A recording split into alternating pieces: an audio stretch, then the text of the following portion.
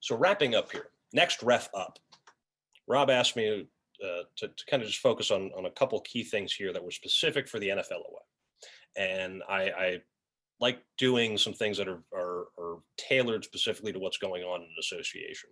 And this one was interesting on my end of just like, how do we get guys, especially like getting through tough times, but wanting to accelerate, move up, get into those crew chief spots. And I like to throw in a little bit of philosophy. This is where I nerd out some, as I enjoy learning different ways of thinking about thinking, but also ways of different ways of potentially living and approaching life.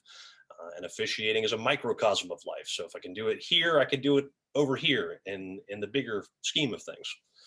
So Nietzsche wrote, "He who has a why to live can bear almost any how."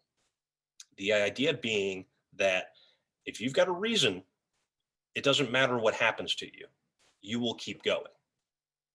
I'm sure many folks have been through many difficult times in their lives on this particular call, and you persisted because you had a purpose, you had a reason for being.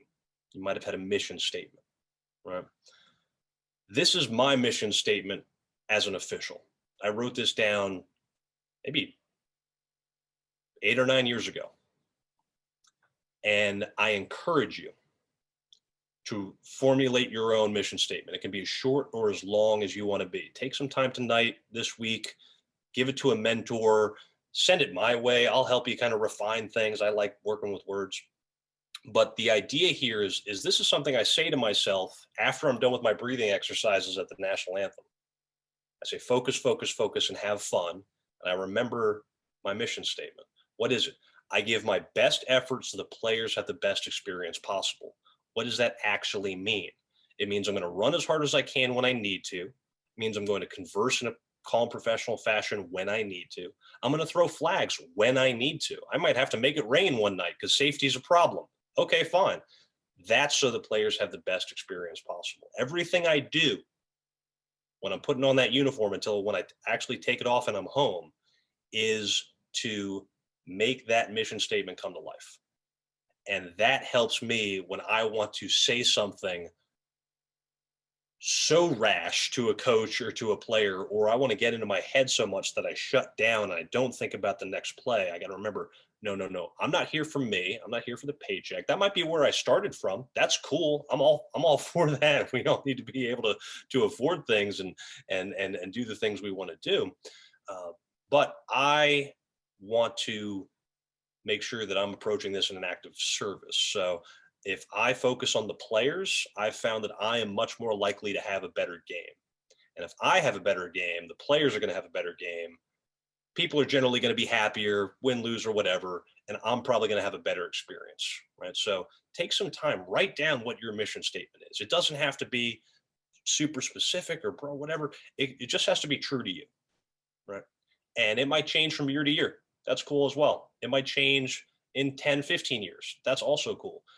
The important thing is that you get real and honest with yourself about why it is you're actually stepping out there, because I know it's for more than just getting an extra paycheck or getting more in shape. It is for everybody and every official I've talked to in every sport around the country, around the globe even.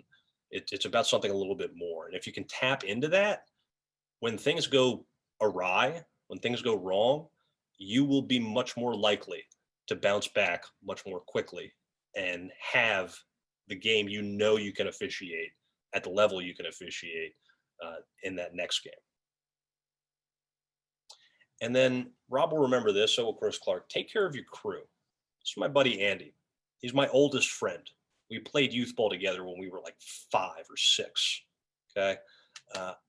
He and I now officiate college games together. And we both like to think we're pretty darn good at it because we've put in the work. But there are days when I have a rough day or game, and there are days when Andy has a rough day or game, or a mistake might get made on the field, or there's going to be some confusion because we pointed one way and we said the other way, or the buzzer went off on the face-off and the players jumped, but the whistle didn't go. So what do we do? Take care of your crew. When I've been observing officials this year, especially since we've come back from COVID. I'm telling guys, gents, I've got two keys. I want you to be in position. I don't care how you get there. I'd like it to be reasonably quickly, but I want you to be in position. I want you to work to improve your position based on the play. And two, has nothing to do with the rules and mechanics. My second key is if something goes weird, not wrong, just something weird happens, and we need to solve a problem and communicate that solution to everybody, I want to see somebody on the crew step up. I want to see somebody work to recognize that there is an issue, pause, correct, and address it and move the game along. Because things, I don't care, it can be a small issue. It can be the weirdest simultaneous live ball, dead ball, foul concept thing that you can possibly think of. Uh, Whatever it may be, big or small, in the middle. The idea here is I want to instill in that crew that I'm observing, I want you guys to be on the lookout for when when people get confused, because confusion then brings fear, uncertainty, and doubt.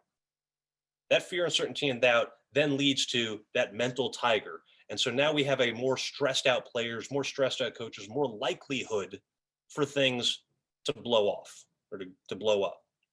So if I approach this with just like, what can I do to make sure that my crew always knows what's going on? And if I always assume that if one of us is confused, all of us are confused, then I can shut stuff down appropriately and get the thing fixed or settled or communicated or whatever. Right. So again, it puts like if I'm stepping onto the field so that the players have the best experience possible, and then my next goal into that is I want to take care of my crew, and that is whether you are the crew chief, the umpire, the field judge, the CBO, the water boy, the guy who drove to be in the pregame and listen in. I don't care. Whatever your role is, there's always an opportunity to step up. My job when I'm the crew chief is to make it so that my crew knows that, as Chris Clark likes to say, after the coin toss, we're all equal. That's the one different job that I did as the referee. Hooray me, right? Otherwise, let's all make the calls we need to call. Let's communicate with one another, and let's take care of one another, because nobody else is taking care of us. And let's walk off this field no matter what happens, knowing that we did that. And that is much more likely to bond us much more tightly together. And that bond is much more likely to carry us into the next game and the next game and the next game and the next year. And as we go through a career, much more likely for us to stay in this sport and stay doing the thing that we love to do. So just keep that first and foremost.